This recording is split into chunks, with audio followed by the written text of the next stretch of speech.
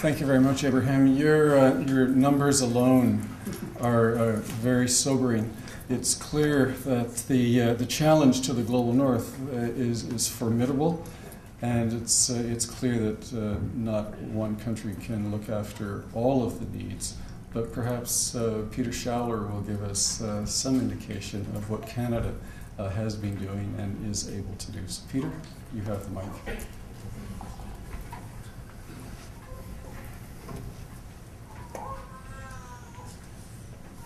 Good afternoon. I also would like to offer my sincere congratulations to the University and the Centre for its inauguration.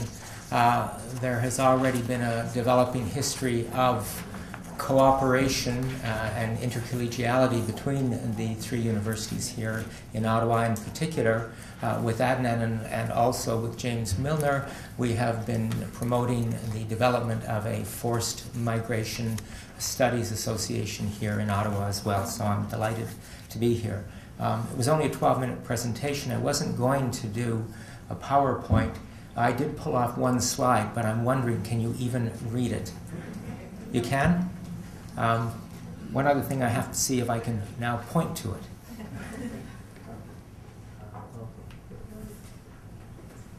Progress. See, even over 50, we can now and again do the odd digital thing, literally with a digit. The Canadian refugee system really has two different programs. The overseas program, which brings refugees from camps and other locations, and then the inland refugee claim process here in Canada. Today I'm only talking about the second one, which is the inland refugee process in Canada.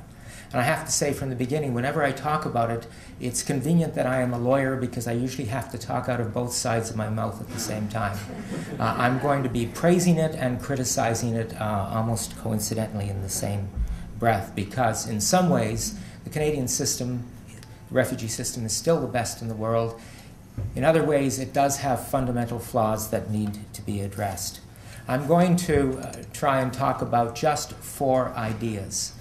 The first idea, which is the foundation for the others, is that the business of making refugee decisions is actually a very difficult business to be involved in, to be doing.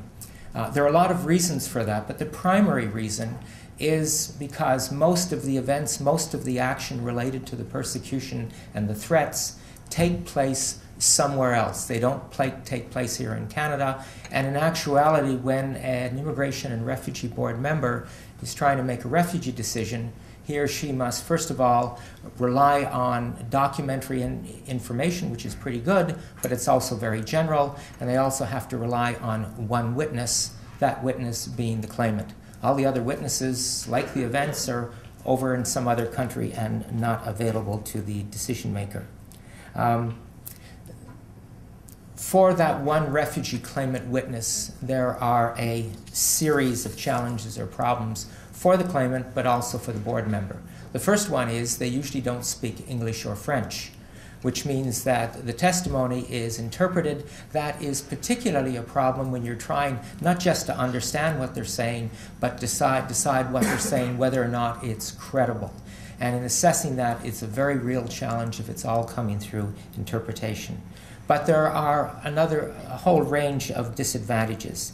Most claimants do not understand the Convention refugee definition, and they do not understand the refugee process. By necessity, many of them have arrived here with false or fraudulent documents. Many have been told to lie by the smugglers who provided them with those documents. Many, during the hearing itself, are extremely nervous. Essentially, their lives and the lives of their families hang in the balance of the result. Many have been traumatized either by persecution or often sometimes by dislocation, cultural dislocation in refugee camps, or even cultural dislocation in transit to Canada and being in Canada itself. It makes it very difficult for them to remember events coherently and consistently and to describe them coherently and consistently. In short, they are extremely vulnerable and unreliable witnesses. Doesn't mean what they're saying is untrue, it's simply their ability to convey it is very, very limited.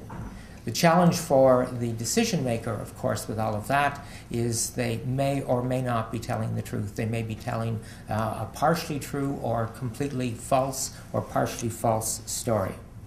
The other challenging factors in making that decision, of course, are the consequences. We're not talking about a property assessment tribunal here. We're talking about the consequences. If it's an incorrect decision, that can be disastrous consequences for the refugee or their family, but also for positive decisions. Those are very important for Canada's interests and also for the integrity of the refugee system itself.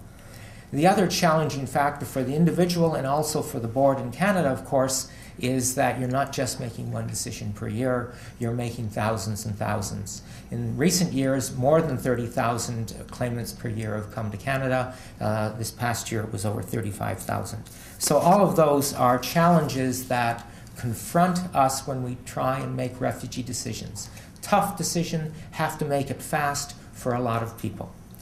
The second idea I want to talk about is how the system works itself. I did bring the one diagram. I will keep this as simple as possible. My little arrow just went away.